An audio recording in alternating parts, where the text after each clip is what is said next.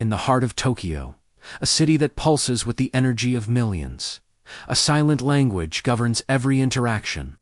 It's an unspoken code, a delicate dance of social awareness that shapes daily life.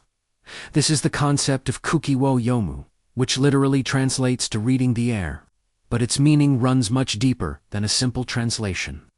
It's the art of sensing the atmosphere, understanding the unspoken feelings of others, and acting in a way that maintains harmony. It is the invisible thread that weaves the intricate fabric of Japanese society.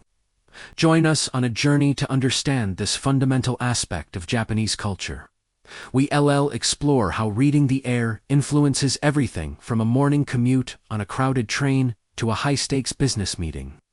It's a skill learned from childhood, a social instinct that prioritizes the group over the individual.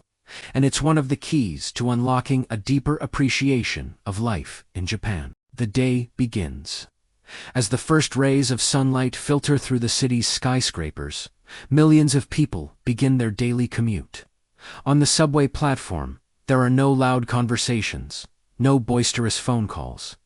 Instead, there's a quiet order. People form neat lines, waiting patiently for the train to arrive. When it does, they allow passengers to exit before they board, moving with a collective, almost choreographed, grace. Inside the train, the scene is much the same.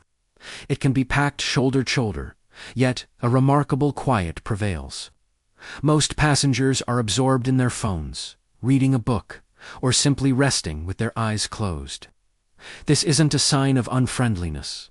It's a powerful demonstration of reading the air. Each person is acutely aware of the shared space. They understand that loud noises or intrusive behavior would disrupt the collective comfort. So, they instinctively lower their voices, put their phones on silent, and avoid taking up more space than necessary. This unspoken agreement creates a bubble of personal peace amidst the public crush, a testament to mutual consideration.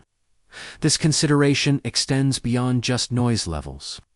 If an elderly person or a pregnant woman boards the train, you'll often see a younger passenger discreetly stand up and offer their seat, sometimes without a word being exchanged. The need is perceived, the air is read, and the action is taken.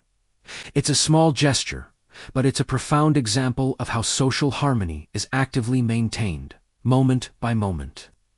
The goal is to avoid kai, an abbreviation for kukiyomanai, which means being unable to read the air.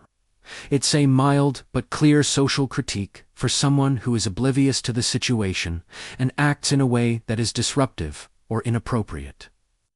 Now, let's step out of the train and into the workplace. In a Japanese office, the concept of reading the air becomes even more crucial. Communication is often indirect. A direct no can be seen as confrontational and disruptive to group harmony. Instead, people use nuanced language and subtle cues to convey their true meaning. A phrase like, "I will consider it," or "that might be a little difficult," often serves as a polite refusal. To an outsider, this can be confusing, but for those raised within the culture, it's second nature. They listen, not just to the words being said, but also to the tone, the body language, and what is left unsaid. Meetings are a prime example.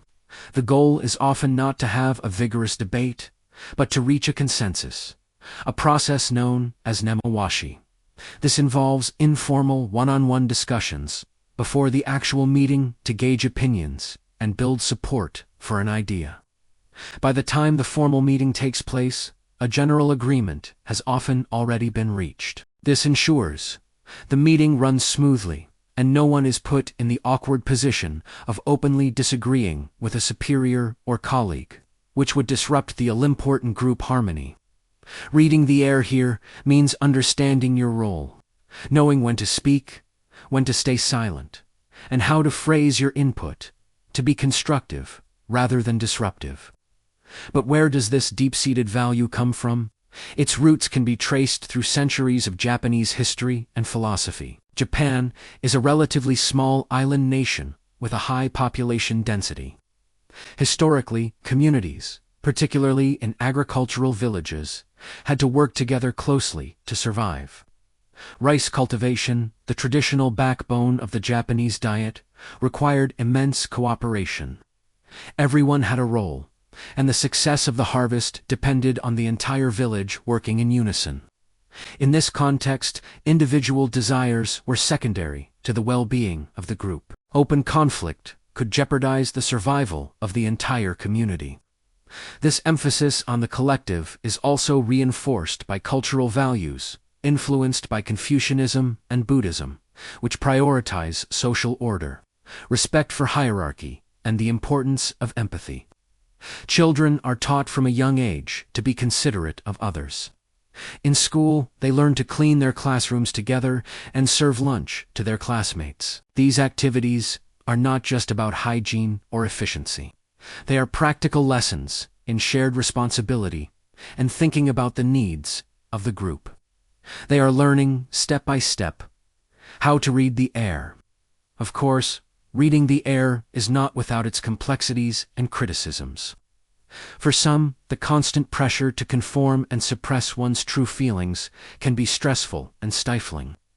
The fear of being labeled KY can discourage creativity and honest feedback. There's a growing conversation in Japan, particularly among the younger generation, about finding a better balance.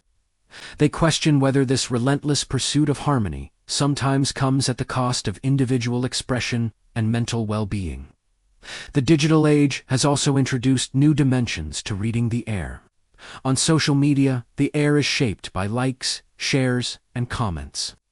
A poorly phrased post can lead to a flame war or online shaming, a digital version of disrupting social harmony. People have to navigate this new virtual atmosphere, reading the digital air to avoid causing offense or being misunderstood.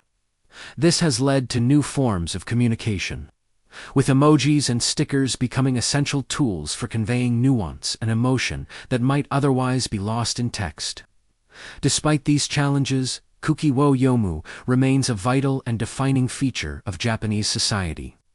It is the invisible engine that keeps the complex machinery of daily life running smoothly. It fosters a sense of safety, predictability, and mutual respect that many people in Japan deeply value. It's the reason why streets are so clean, why public spaces are so orderly, and why customer service is famously polite and attentive. For a visitor, understanding this concept can transform their experience. It helps make sense of behaviors that might otherwise seem puzzling. Why is everyone so quiet on the train? Why is the clerk at the convenience store so unfailingly polite? Why did my colleague not give me a direct answer? The answer, so often, lies in the air. By observing, by listening, and by being mindful of the people around us, we too can begin to read the air. It's a lesson in empathy, a reminder that we are all sharing this space, this moment, together. It's more than just a social rule. It's a philosophy of coexistence, a quiet understanding that our actions, no matter how small, have an impact on the world around us. So the next time you find yourself in Japan, take a moment, pause, listen, and try to feel the atmosphere. You might just discover the beautiful, unspoken language that makes this society so unique. Thank you for watching. If you enjoyed this glimpse into Japanese culture, please consider subscribing for more stories from around the world.